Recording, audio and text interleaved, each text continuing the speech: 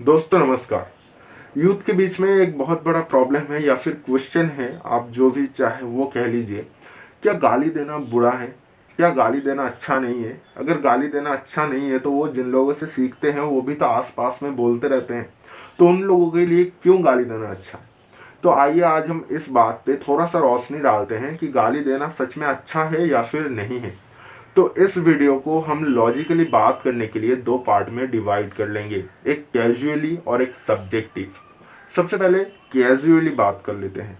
एक जगह पे जब चार पांच इंसान इकट्ठा हो जाता है तो वहाँ पे बातचीत होती है, और उन बातचीतों के बीच में कभी कभी थोड़े थोड़े समय बाद आप एक आध गाली देते रहते हो, जिसका कोई भी इंसान, आपकी जो दोस्त है या फिर आस पड़ोस में जो लोग हैं, ज़्यादातर वो आप ही की उम्र के होते हैं, तो वो उसका मीनिंग नहीं निकालते, ना ही वो देखते हैं कि वो किस चीज़ से रिलेट कर रहा है, और फिर उसको लेके आपसे लड़ते हैं।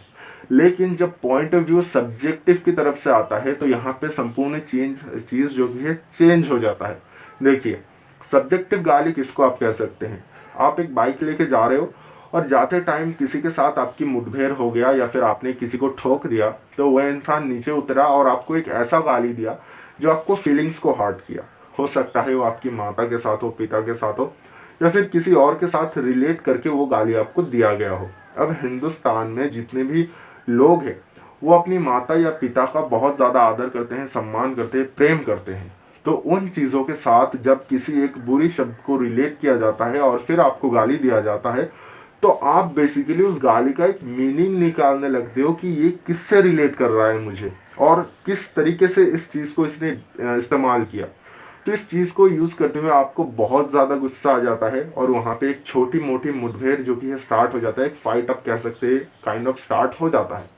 तो इस अगर सेकेंड पॉइंट ऑफ व्यू से देखें, यानी सब्जेक्टिव की तरफ से देखें, तो सच में गाली देना काइंड ऑफ कुछ समय के लिए बहुत बुरा चीज़ साबित हो सकता है। वो भी बहुत ऐसी कैटेगरी वाइज गाली को आप अगर डिवाइड कर दो तो उन जगहों पे ये चीज़ अच्छी नहीं हो सकती है। लेकिन कैजुअली अगर आप गाली दे रहे हो तो इसका कोई मीनिंग जब निकलता ही नहीं है तो इसका साइड इफेक्ट क्या होगा? अब देखिए, यहाँ पे एक पॉइंट ऑफ व्यू आ सकते हैं कि लोग कह सकते हैं विदेशों में जो लोग रहते हैं उसको किसी भी तरीके से आप गाली दे दो या कुछ भी आप कह दो, वो कोई रिस्पॉन्स ही नहीं करते हैं, बस देखते हैं, चले चले जाते हैं। वो सोचते भी नहीं है कि इस बंदे ने क्या बोला है या फिर इसका रिएक्शन क्या हो सकता है। तो देखिए, कुछ इस तरीके से आप इस चीज़ को समझ लीजिए। बाहर की जो देश है और हिंदुस्तान की जो स्थिति है उसमें ज़मीन आसमान का फ़र्क है। आप अगर हिंदुस्तान की बात करो तो यहाँ पे मातृ या पितृ जो स्नेह है, यानी जो पालनहार है, उनके प्रति हमारी दिल की जो भावनाएं हैं, जो प्रेम है, वो बहुत ज़्यादा है। तो हम हर एक उस चीज़ को अपनी फीलिंग्स के साथ जोड़ लेते हैं, अपने थॉट्स के साथ जोड़ लेते हैं, जो उनके खिलाफ जाने की कोशिश करते हैं, और उनको हम रोकने की कोशिश करते हैं, बंद करने की कोशिश करते हैं, किसी भी तरीके से ये प्रूफ करने की कोशिश करते हैं कि आपने जो भी शब्द बोला है वो गलत है। तो ऐसे में आप अगर ऐसे एक जगह पे रहते हो जहाँ पे स्नेह जो मातृ पितृ के ऊपर बहुत ज़्यादा है, जो लोग प्रेम करते हैं अपनी माता पिताओं से, उनके खिलाफ आप कुछ भी बोल रहे हो, सिर्फ ये हमारी देश की इशू नहीं है, आप दुनिया में जितनी भी जगह पे जाएंगे वहाँ पे किसी भी व्यक्ति को जो चीज़ उनके लिए इम्पोर्टेंट है, जो अहम मुद्दा है, उसको रिलेट करके आप कुछ बातें बोलेंगे तो दुनिया की हर एक इंसान को गुस्सा आएगा। बिल्कुल उसी तरीके से हमारी जो गालियाँ हैं वो डेडिकेटेड है माँ को, बाप को, इस तरीके से, तो उस इंसान को गुस्सा आना जायज़ है। तो हमेशा याद रखिएगा, सब्जेक्टिवली आप एक इंसान को पहचानते नहीं हो, उससे कुछ गलती हो गई जिससे आपको गुस्सा आया, उससे आपने किसी को गाली दिया जिससे उसको ठेस पहुंचा, तो वो एक विवाद, एक झमेला खड़ा कर सकता है। तो उस जगह पे आपने जो कह दिया हो सकता है वो गलत हो।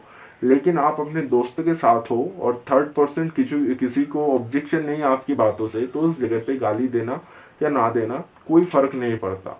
हाँ, ये याद रखिएगा कि आपके आसपास का माहौल कैसा है। ऐसा नहीं है कि आप जो बातें कर रहे हो उससे दूसरा या थर्ड पर्सन किसी को जो कि तकलीफ पहुंच रहा है। इसको समझने के लिए आप समझ लीजिए, आपके घर में चार पांच दोस्त आए हैं, आपके माता पिता भी बैठे हुए हैं, तो वहाँ पे आप क्या वैसे वर्ड्स का इस्तेमाल करोगे? नहीं करोगे ना। तो बिल्कुल, गाली एक काफ़ी कंट्रोवर्शियल चीज़ है, इसको आप जितना बैलेंस करके चलोगे उतना ही आपकी लाइफ में प्रॉब्लम्स कम आएगा।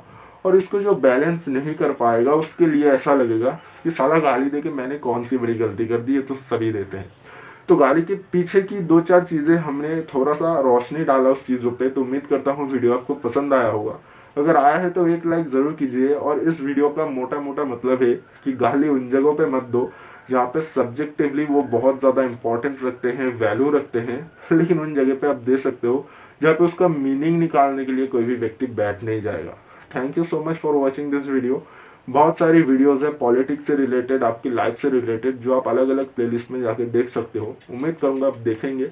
और इस वीडियो को ज़्यादा ही पसंद आया तो शेयर करते हुए चैनल को सब्सक्राइब भी कर दो ताकि आप हमसे जुड़ सको। Thank you so much.